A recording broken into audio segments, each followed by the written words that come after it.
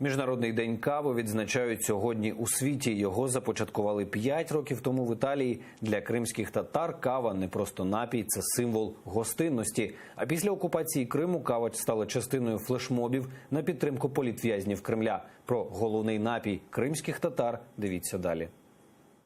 Кофе у нас не мешается, когда мы сыпем в турку.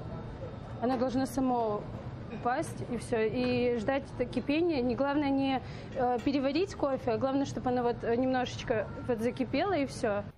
Секрети кримсько-татарської кави розповідає бариста столичного ресторану «Мусафір» Заде. Каже, турка має бути мідна, каву готують на гарячому піску. Головне не перемішувати, навіть коли вона вариться. Заде зізнається, кава в її житті з самого дитинства. Мы всегда ходим в гости, у нас ни одно гостеприимство не проходит без кофе, и кофе это для нас на первом месте.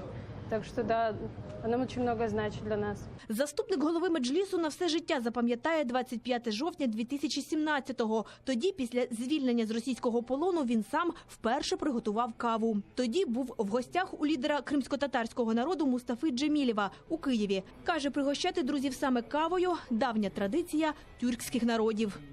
Попросил его от печки отодвинуться, потому что мне было просто неудобно, что уважаемый и самый уважаемый человек готовит тебе кофе. И я сам приготовил. Вот с тех пор я считаю, что я научился готовить кофе. Раніше у Криму ароматну каву могли дозволити собі лише дуже багаті люди. Тепер її готують у кожному домі. І всі господині знають по кілька рецептів, розповідає кримчанка Раяна Саранаєва. Традиції передаються з покоління в покоління. В идеале правильно варить кофе, заваривать кофе в специальной медной посуде джезме, используя холодную воду и свежемолотый кофе из свежеобжаренных кофейных зерен арабики.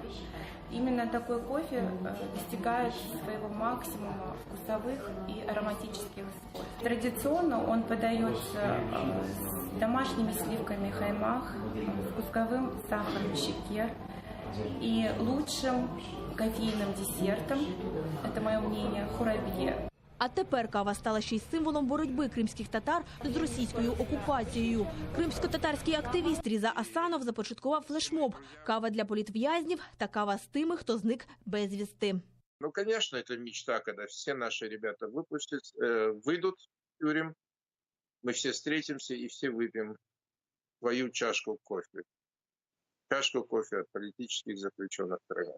Пахучий напій винайшли понад 1000 років тому. На сьогодні можна нарахувати сотні рецептів приготування. Та для тих, хто був вимушений покинути батьківщину, чашка кави – можливість стати ближче до рідного дому і згадати про тих, хто нині за ґратами російських окупантів. Вікторія Аблязова, Нікіта Проскурін, Заман, АТР.